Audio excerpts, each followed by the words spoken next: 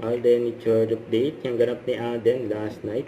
Diyan sa birthday ni Sir Felipe kasama mga boss ng GMA at si Miss Jessica Soho. Saka ito pa. May sa black screening ng Home Alone Dariles na reunion. Saka watch party ng Love Sirgaw with A-Team. Grabe yun, 3. May isang gabi. Oh. Yan. May mga fans ni Alden.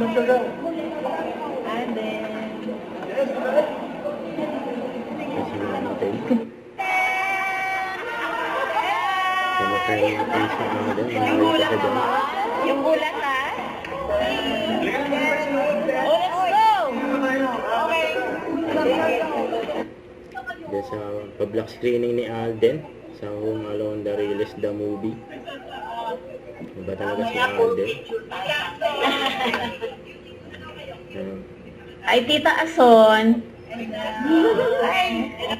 So yun po, maraming salamat po.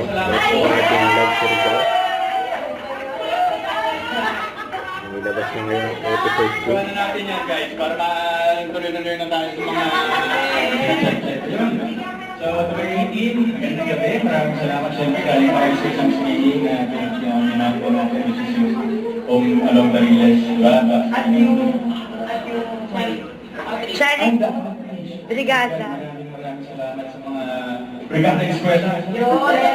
Volunteers natin. So, sana yun, hopefully sa next mission natin, next CSR ng 80 makasama ako. It's just that medyo hectic lang yung schedule. But anyway, thank you so much for the continued support. Kahit last minute, diba last minute lang natin linuot ng lahat, pero at least we're able to give something back to the industry, you know.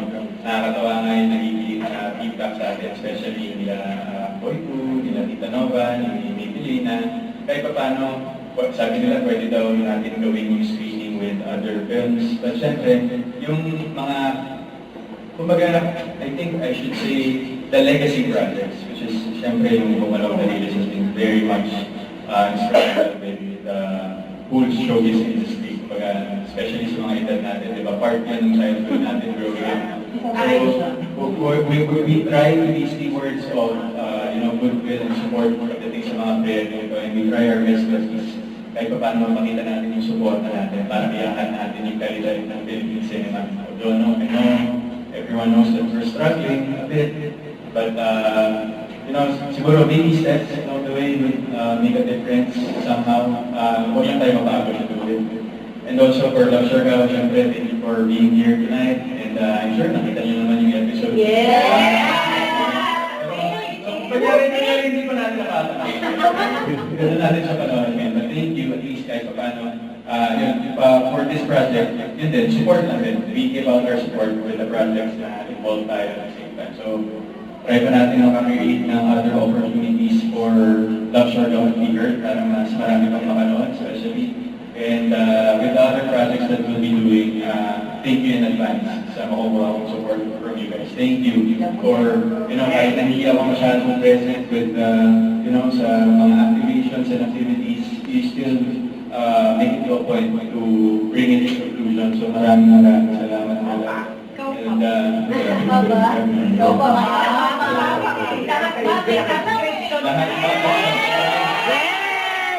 Napakamura lang naman ang subscription. So siguro, bago natin panoorin, siguro mag-solo-solo ako na tayo. Or parang solo-solo na natin sa okay, guys. Isang picture sa 24 oras pa niya. Ang 24 oras na ba naman si Alden ang interview?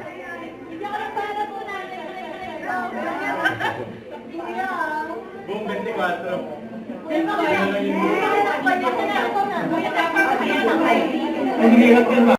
Don't forget to subscribe, click the notification bell for my update. This is Richard the Action Live. Stay tuned for more videos. See ya.